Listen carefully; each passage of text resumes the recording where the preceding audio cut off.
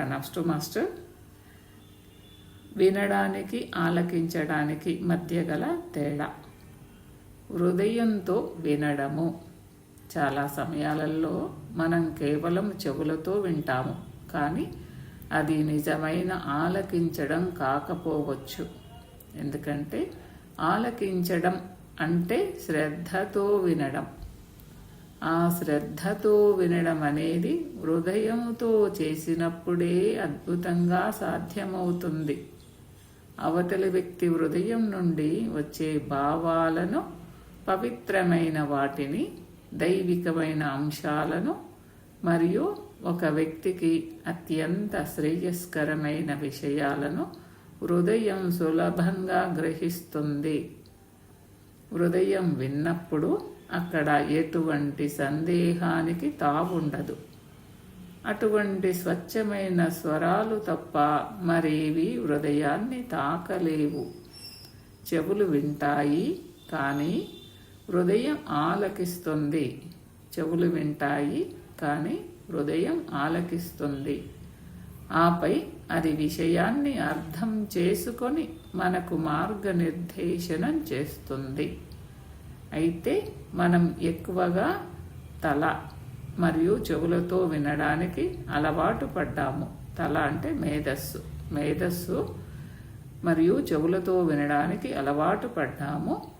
హృదయంతో వినడం అనేది అభ్యాసం ద్వారా అలవరుచుకోవాలి.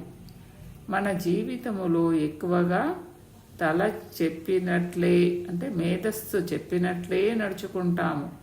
మేధస్సు తర్కముతో అంటే లాజిక్ నిర్ణయాలు తీసుకుంటుంది. కానీ జీవితం అనేది కేవలం తర్కానికి సంబంధించినది కాదు, అది సమగ్రమైనది. కాబట్టి మేధస్సు తీసుకునే నిర్ణయాలు ఎల్లప్పుడూ మన శ్రేయస్సుకు సరిపోకపోవచ్చు. మన హృదయంతో విన్నప్పుడు మన మొత్తం ఉనికి అందులో పాలు పంచుకుంటుంది. ఎందుకంటే మానవ ఉనికికి హృదయమే కేంద్రం. హృదయం నుండి వినడానికి, హృదయం చెప్పేది వినడానికి ధ్యానమొక్కటే మార్గం. హృదయం చెప్పేది వినడానికి ధ్యానమొక్కటే మార్గం. ఎందుకంటే ధ్యానం అనేది హృదయపూర్వకమైన వినికిడిని నేర్పే ఒక కళ మరియు విజ్ఞాన శాస్త్రం. లోతైన వివరణ. ఈ వ్యాసం యొక్క ముఖ్య ఉద్దేశం వినడము మరియు ఆలకించడము మధ్య ఉన్న వ్యత్యాసాన్ని వివరించడం. దీనిని 3 ప్రధాన అంశాలుగా అర్థం చేసుకోవచ్చు. ఒకటి, మేధస్సు వర్సెస్ హృదయం, హెడ్ వర్సెస్ హార్ట్. మన మెదడు ఎప్పుడు లాభ నష్టాలను, తర్కాన్ని, లాజిక్ చూస్తుంది. కానీ జీవితములో కొన్ని కీలకమైన నిర్ణయాలు తర్కానికి అందవు. ఉదాహరణకు ప్రేమ, కరుణ, త్యాగము వంటివి మేధస్సుకు అర్థం కావు. హృదయం మాత్రమే వీటిని గ్రహించగలదు. హృదయం చెప్పే మాట ఎప్పుడూ స్వార్థం లేకుండా మన ఆత్మకు ఏది మంచిదో అదే చెబుతుంది. ఇంకా రెండవది, సంపూర్ణ ఉనికి, ఓల్ బీయింగ్. మనం చెవులతో విన్నప్పుడు కేవలం ఒక ఇంద్రియం మాత్రమే పనిచేస్తుంది. కానీ హృదయంతో విన్నప్పుడు మన ప్రాణము, మనస్సు, ఆత్మ అన్నీ ఏకమవుతాయి. దీనినే ఓల్ బీయింగ్ అని ఇక్కడ పేర్కొన్నారు. ఇలా విన్నప్పుడు ఎదుటివారి బాధ లేదా భావన మనకు స్పష్టంగా అర్థమవుతుంది. అక్కడ మాటల అవసరం ఉండదు. కేవలం మౌనములో కూడా భావ వ్యక్తీకరణ జరుగుతుంది.